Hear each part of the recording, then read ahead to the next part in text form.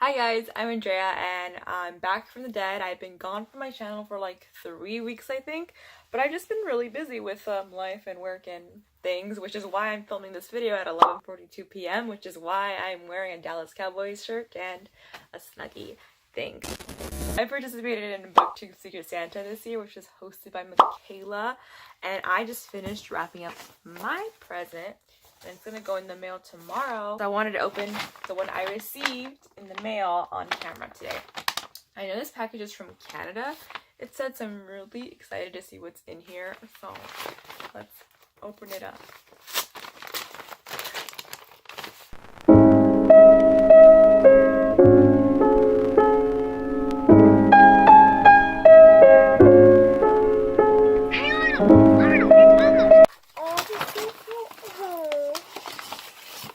Merry Christmas, Andrea, from your Booktube Secret Santa. Look at it. This is so cute, like a little Draco Malfoy. Yes. And I got, oh, this is so cool. Oh my god.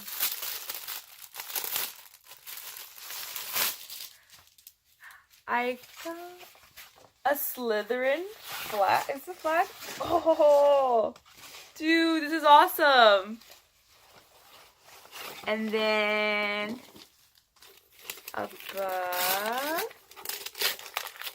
Which book is it? I really wanted this book. It is Trail of Lightning. I've been wanting to read this book forever. I'm so excited to read it. You have no idea. And then I got one more thing, which was this little Slytherin, Gryffindor, Harry Potter little poster. Yes? Yes. Oh my god, thank you.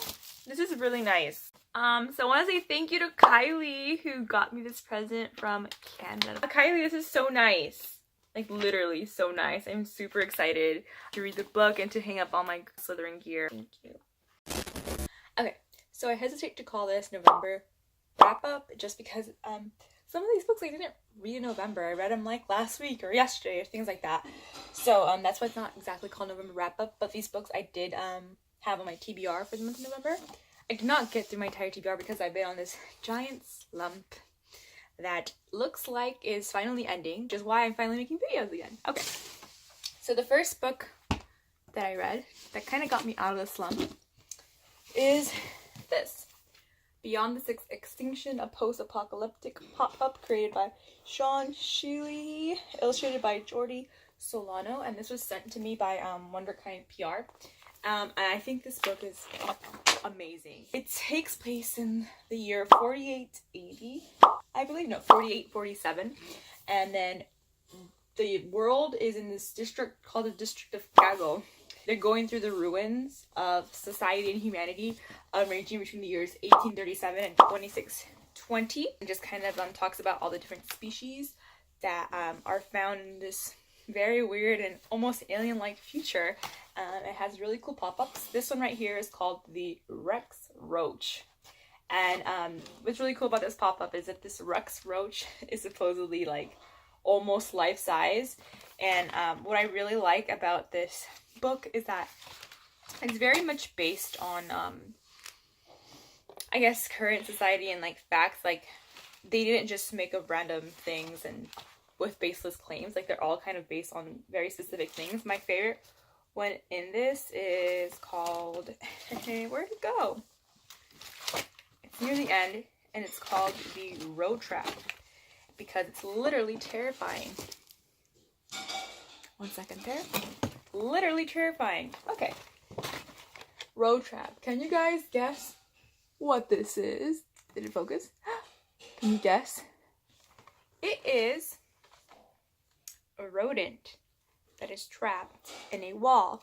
And so in this future of 46, the rodent has evolved and it now burrows itself inside brick walls for the majority of its life, and its limbs kind of have moved from the back of its body to the front because of radiation, and they just hang there with their mouths open and like hunt for, like wait for food to like go in their mouths. It reminds me of that one fish or sea creature that acts like that in the deep sea. So here's more illustrations on it. Ooh. Right there. See, it looks pretty gnarly, to be honest. And this is how it eats food. But what I do like about this book as well is that you really get to learn about the world and the post-apocalyptic world it's set in through like various hints in it. In this feature, the pigeon evolves and becomes the alpha predator avian species, and it becomes like a marsupial in the sense that it carries its young in its like wings, and it develops really strong legs. Because let's face it, if any bird doesn't survive the apocalypse, it's literally gonna be the pigeon. And another cool one that was in here, well, they're all really cool, but one that really stood out for me, if I can find it again, it's like a genetically engineered chimera, is that how you pronounce it? Chimera, yeah, it's this, it's called the bloom worm. Yeah, bloom worm. It looks like this. It's like a plant caterpillar butterfly, if that makes sense. So supposedly in the world of this world, or in the world of this book, this is the first genetically engineered chimera, and in 2050, on the path to creating a cure for cancer, bioengineers merged dandelion and cabbage wort genes, and they successfully boosted the cancer-fighting proteins of the grub with the superior nutrients of the greens, noting that this new creature required a constant uptake of calcium and aluminum to maintain its gene merger. And as a result, in this world, they had to find a replacement for like cement as a construction material because this kept deteriorating it. So they invented plasma. So that's what I mean, that it kind of like gives you little hints of the world in which it takes place in. But yeah, it's really, really fun to read, and I really would love to like read an actual chapter book about this world. I think it's super interesting, and I'm not just saying that because I got it for free. Like, I really think this book is so cool, and you guys should totally check it out if it's at a library near you or anything like that, because these pop-ups are literally the funnest things. Oops, the funnest things ever. A book that was also sent to me that I've been wanting to read, and I kind of put it off after Thanksgiving because things got in the way. But it is Throw by Ruben Degolado. I really appreciated this book. This is an Own Voices book. This is a debut novel, and he reached out to me to see if I was interested in reading this book. And this is about a 90s gangster romance with this guy and this girl who goes by the nickname of Llorona, and it had this awesome cover, so I definitely wanted it immediately. One of the things I really liked about Thoreau, I don't want to give up too much of the plot away, is the use of Chicano slang. I thought was super accurate. The way Spanglish was used, again, that's because it's Own Voices. I feel sometimes a lot of authors that aren't Latinx really struggle with like the correct amount of like going between Spanish and English. I think that's a problem. I think it's a very fine line that you have to cross in between, and it's really difficult to go on sometimes if you're not educated enough on the subject. I mean, I was not a teenager in the 90s. I was born in the 90s. So it was pretty interesting to read from this perspective. I know that Ruben wrote this book because he wanted to speak about his experience as a young Latino and the experiences of a young Latino in the 90s. And more than anything, I think this book is definitely a love letter to Texas and to the Tex-Mex community and to a specific city and town that he lived in during that time. So I could really feel the deep connection there towards the town. That was really cool to see because I'm not from Texas. I wasn't a teenager in the 90s, and I think that's super important to like get differing perspectives on the Latinx experience so people can realize that it's not just one thing, that there's so many facets to it.